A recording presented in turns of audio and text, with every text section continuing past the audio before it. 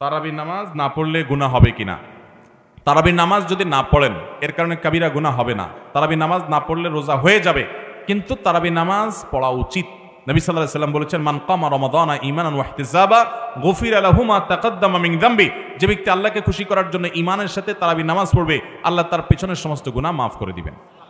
এই জন্য তারাবির নামাজ ছাড়া উচিত না ভাই। হ্যাঁ, আপনি জামাতে পড়তে পারেন না ডিউটি কারণে, ওকে, তারাবির নামাজ এমন নামাজ জামাতে পড়তে পারেন না, অসুবিধা, আপনি একা একা পড়েন। আপনি বাড়ি থেকে আপনার স্ত্রীকে পেছনে রেখে আপনি জামাতে নামাজ পড়েন, হয়ে যাবে। তারপর আপনি নামাজ পড়েন। একেবারে সবসময় আপনি 20 রাকাত পড়তে পারেন না, 8 রাকাত পড়তে পারেন না, আপনি কিছু না কিছু পড়েন অন্তত, একেবারে না পড়ার চাইতে। অথবা মাঝে মধ্যে আপনি বাদ দিলেও আপনার রোজা হয়ে যাবে, কবিরা গুনাহ হবে না।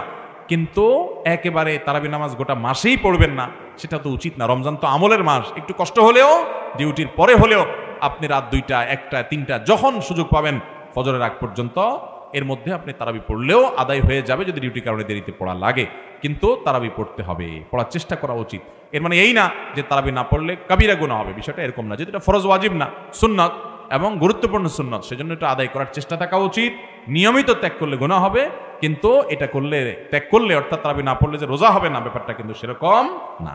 বাস, আর দরকার নাই ভাইরা আমার।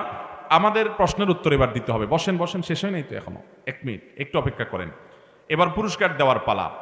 আমি শাবান মাস গাতব্য বলেছি, এক টানে বলতে পারবেন যে হাত তোলেন, তাকে প্রধান পুরস্কার দেব।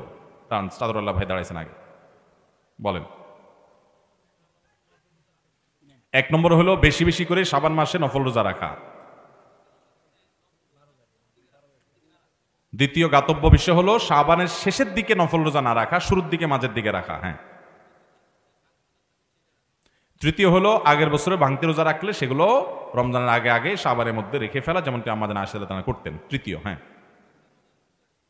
চতুর্থ হলো রমজানের প্রস্তুতি নেওয়া। মাশাআল্লাহ মাশাআল্লাহ, আপনি এরকম সুন্দর করে কেমনে মুখস্থ করলেন? পুরস্কারের কথা আগে থেকে জানেন মনে হয়। জানেন না?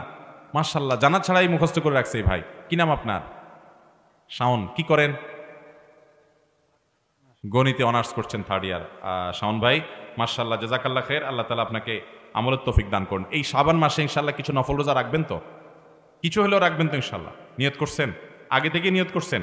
আল্লাহ আপনাকে তৌফিক দান করুন। চলে আসুন, আপনাকে আজকের সবচেয়ে বড় পুরস্কারটা আমি দিতে চাই। আপনারা জানেন আমাদের স্নেহের আরিফ আজাদ ভাইয়ের নতুন বই কোরআন থেকে নেওয়া জীবনের পাঠ। এই বইটা এখনো অনেকে হাতেও পান নাই, বাজারে আসছে অল্প সময় হলো। আরিফ আজাদের এই বই আজকে আরিফ আজাদ সম্ভবত নিজেই আমার মনে হয় আমার অফিসে আসছে, তার ওই প্রকাশক বলছিল যে আসছে। তো আমার সাথে দেখা হয় নাই, বইগুলো রেখে গেছেন ওনারা। তো আরিফ আজাদ ভাইয়ের লেখা কোরআন থেকে নেওয়া জীবনের পাঠ, তার এই বইগুলো ইমান জাগানিয়া। আরিফ আজাদের বইগুলো, আর অনেক লেখক আছে আমাদের, তরুণ লেখক মাশাআল্লাহ, ইমান জাগানিয়া। তো এই বইটা আপনাকে আমরা উপহার দিচ্ছি, জাযাকুমুল্লাহ খাইর। পুরোটা বই পড়বেন সুন্দর করে, ঠিক আছে ইনশাআল্লাহ? জাযাকুমুল্লাহ খাইর, বারাকাল্লাহু ফিকুম। ও আচ্ছা, জাযাকুমুল্লাহ খাইর তানভীর ভাই, শুকরান, বারাকাল্লাহু ফিকুম। জি ভাই। আচ্ছা, এরপরে আসুন, শাবান মাসে নফল রোজা নবীজি সাল্লাল্লাহু আলাইহি সাল্লাম কেন বেশি রাখতেন? 2টা কারণ হাদিসে বলা হয়েছে। হাদিসটা, পুরা হাদিসটা যে বলতে পারবেন হাত তোলেন। পুরা হাদিসটা কই? কে কে হাত তুলছে? ওইদিকে। হ্যাঁ, এই যে যুবক ভাই, হ্যাঁ বলেন, জোরে বলেন।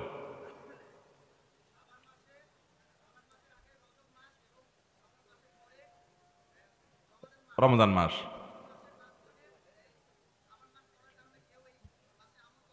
এই মাসে মানুষ অবহেলা করে কাটায়, এই কারণে নবী সাল্লাল্লাহু আলাইহি সাল্লাম এই মাসে বিশেষভাবে নফল রোজা বেশি বেশি রাখতেন। অবহেলিত সময়গুলোতে ইবাদতের গুরুত্ব বেশি, সেজন্য। এক। দ্বিতীয় কারণ, আল্লাহ তাআলার কাছে ফেরেশতারা মানুষের সকল ভালো মন্দ কাজের হিসাব জমা দেন বাৎসরিকটা। তো এই জন্য নবী করিম সাল্লাল্লাহু আলাইহি সাল্লাম নফল রোজা রাখতেন। এবং আরেকটা কথা তিনি বলেছিলেন, কি সেটা? তিনি এই না,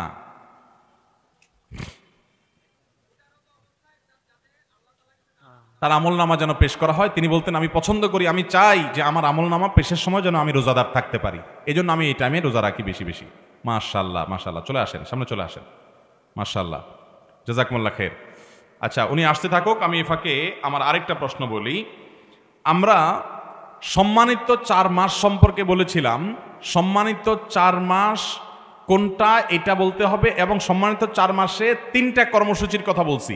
এই দুইটাই যে বলতে পারবে সে হাত তুলবে।